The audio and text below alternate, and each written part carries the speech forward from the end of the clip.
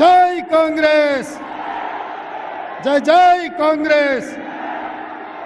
మిత్రులారా, ఆ ఫోటోలు దించండి, ఆ ఫోటోలు దించు దించు చూసిన దించు. మిత్రులారా,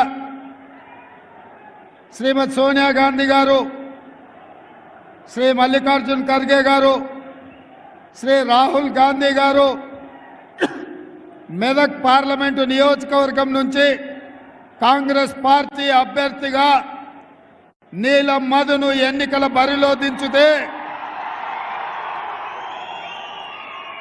మన అభిమాన నాయకుడు కన్యాకుమారి నుంచి కశ్మీర్ వరకు 150 రోజులు 4000 కిలోమీటర్లు మండు టెండలో మంచు కొండల్లో పాదయాత్ర చేసి, అదేవిధంగా మణిపూర్ నుంచి ముంబై వరకు 6700 కిలోమీటర్లు యాత్ర చేసి ఈ దేశంలో ఉన్న దళితులు, గిరిజనులు, ఆదివాసీలు, మహిళలు, మైనారిటీలు, విద్యార్థులు, నిరుద్యోగుల, యువకుల యొక్క గుండె చప్పుడు విని ఈరోజు మెదక్ పార్లమెంటులో నీలం మధును గెలిపించడానికి, మనకు అండగా నిలబడడానికి శ్రీ రాహుల్ గాంధీ గారు విచ్చేసి ఈ నర్సాపూర్ నియోజకవర్గంలో కాంగ్రెస్ పార్టీ నాయకులు ఏర్పాటు చేసిన జనజాతరలో పాల్గొని ఈరోజు ఈ ఎన్నికల్లో విజయం సాధించడానికి వారు రావడాన్ని సంతోషిస్తూ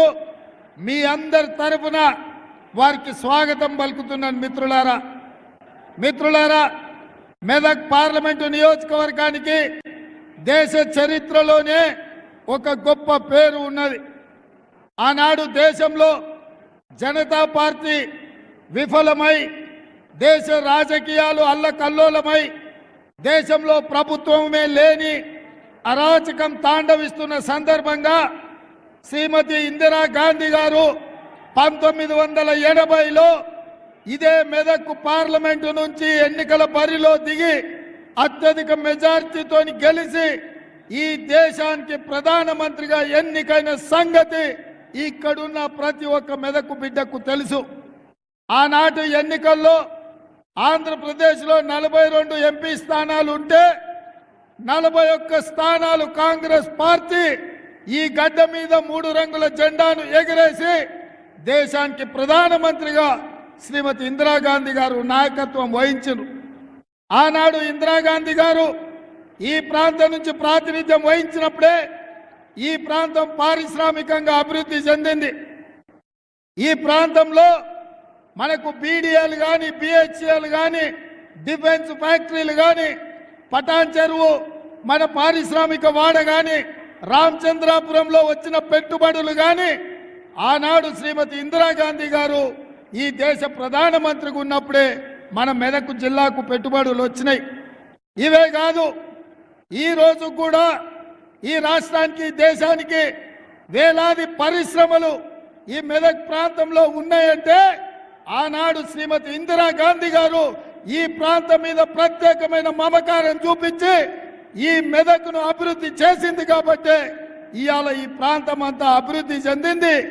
ఇవాళ దేశం నలుమూలల నుంచి, ఇతర దేశాల నుంచి ఉద్యోగ ఉపాధి అవకాశాల కోసం ఎవరు వచ్చినా ఇవాళ ఈ మెదకు హక్కున చేర్చుకొని అవకాశాలు ఇస్తుంది.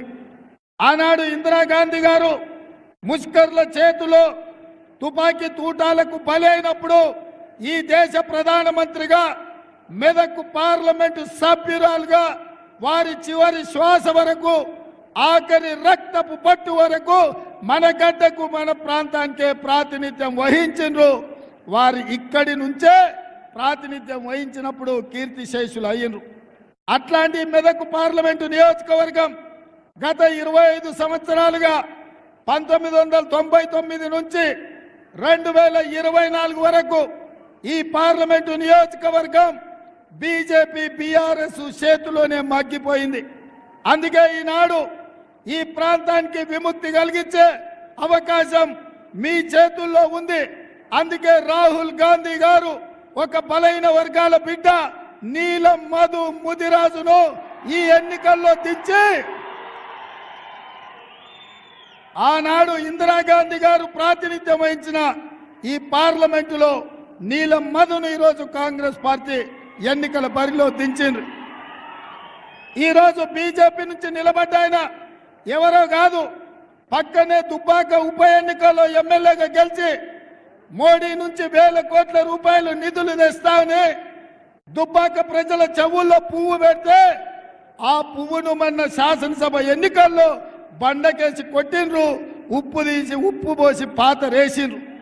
ఇక రెండోగా ఆయన బీఆర్ఎస్ నాయకుడు, బీఆర్ఎస్ నుంచి నిలబడ్డాయని ఎవరో కాదు, మన మల్లన్న సాగర్లో, మన రంగనాయక సాగర్లో, మన కొండ పోచమ్మలో వేలాది ఎకరాల భూములను వేలాది మంది రైతులను ముంచి వాళ్ళ సొంత భూములు తాతలు ముత్తాతలు ఇచ్చిన భూములు ప్రభుత్వం గుంజుకుంటుంటే మాకు సరైన నష్ట పరిహారం ఇవ్వండి అని అడిగితే పోలీసులను పెట్టి తొక్కించిండు.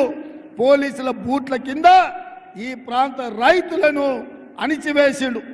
ఇవాళ మన మీద అక్రమ కేసులు పెట్టి మన భూములు గుంజుకొని మన ప్రాంతం మీద ఆధిపత్యం వహిస్తున్న వెంకట్రామరెడ్డిని ఓడించాల్సిన బాధ్యత కేసీఆర్ కు, హరీష్ రావుకు గుణపాఠం చెప్పాల్సిన బాధ్యత మెదక్ జిల్లా యువకుల మీద ఉన్నది, ఈ ప్రాంత రైతుల మీద ఉన్నది అని చెప్పి నేను ఈ సందర్భంగా గుర్తు చేస్తున్నా. అందుకే మిత్రులారా, ఇవాళ రఘునందన్ రావును చూసినాం, వెంకట్రామరెడ్డిని చూసినాం.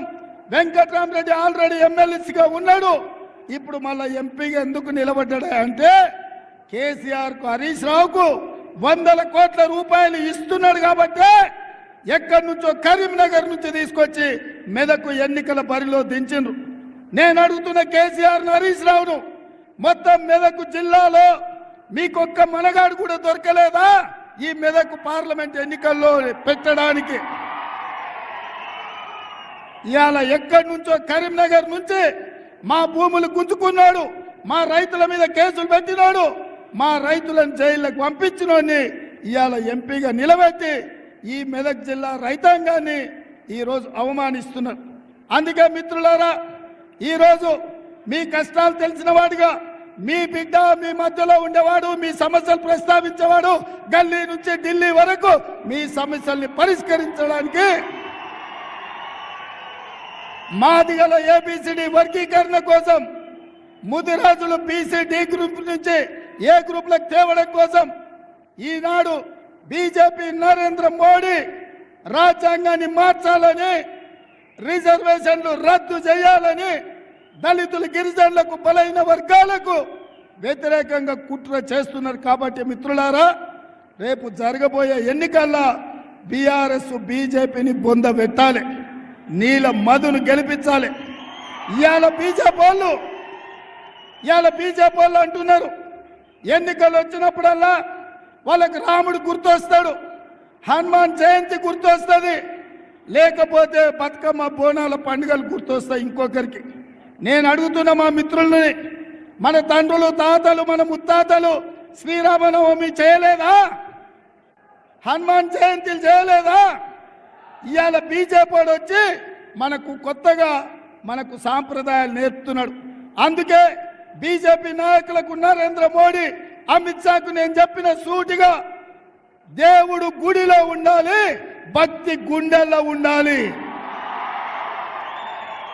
దేవుడు గుడిలో ఉండాలి, భక్తి గుండెల్లో ఉండాలి. పోలింగ్ బూత్ లో ఓట్ల కోసం అడుక్కునే బిచ్చగాళ్ళలాగా రాముడినో హనుమంతునో వాడుకుంటురంటే మిమ్మల్ని దేవుడు కూడా క్షమించడని చెప్పి బీజేపీ వాళ్ళకి చెప్పిన. ఇవాళ నిన్న చంద్రశేఖరరావు వచ్చిండంట.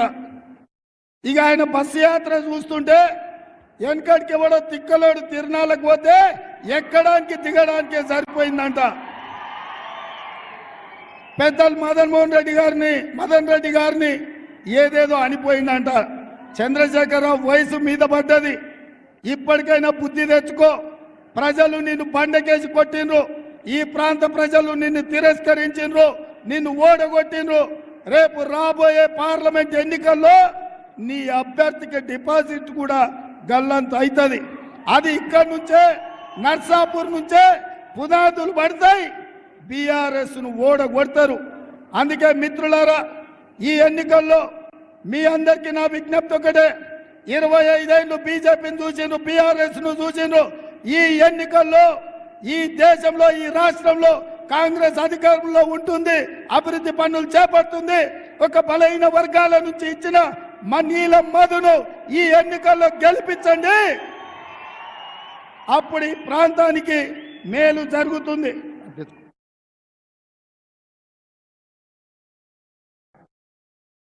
సోనియా గాంధీ గారు మనకు ఖమ్మంలో బయ్యారం ఉక్కు కర్మాగారం ఇచ్చిండ్రు. మోడీ మనకేమిచ్చిండు? ఏమిచ్చిండు? ఖమ్మంలో మనకు ఉక్కు కర్మాగారం అడిగితే మోడీ ఇచ్చింది గాడిద గుడ్డు. మనము వరంగల్లో రైల్వే కోచ్ ఫ్యాక్టరీ అడిగితే మోడీ మనకి ఇచ్చింది గాడిద గుడ్డు. ఐటీఆర్ మనం అడిగితే మోడీ ఇచ్చింది గాడిద గుడ్డు. అందుకే ఐఐఎం ఐఐటి అడిగితే మోడీ ఇచ్చింది గాడిద గుడ్డు. మరి గాడిద గుడ్డు ఇచ్చిన మోడీకి కర్రు కాల్చి వాత పెడదామా? పెడదామా? నేను బీజేపీ ఏం తెచ్చిందంటే మీరు అందరు గాడిద గుడ్డ అనాలి. మోడీ ఏమి ఇచ్చిండు అంటే గాడిద గుడ్డ అనాలి. రెడీనా? రెడీనా? బీజేపీ ఏమిచ్చింది? మోడీ ఏం తెచ్చిండు? బీజేపీ ఏమిచ్చింది? మోడీ ఏం తెచ్చిండు? బీజేపీ ఏమిచ్చింది? మోడీ ఏం తెచ్చిండు? మరి గాడిద గుడ్డు ఇచ్చిన బీజేపీకి కర్రు కాల్చి వాత పెట్టి ఈ ఎన్నికల్లో నీలం మధును 1,00,000 మెజార్టీతో ఎంపీగా గెలిపించాలి. మీరు సిద్ధమా? సిద్ధమా? సిద్ధమా? సిద్ధమా? నేను 1,00,000 అంటే మీరు పక్కా అనాలి. 1,00,000 1,00,000 1,00,000 1,00,000 1,00,000 1,00,000 1,00,000 1,00,000 1,00,000 1,00,000 1,00,000 జై కాంగ్రెస్! జై జై కాంగ్రెస్! హస్తం గుర్తుకే! హస్తం గుర్తుకే! ధన్యవాదాలు మిత్రులారా.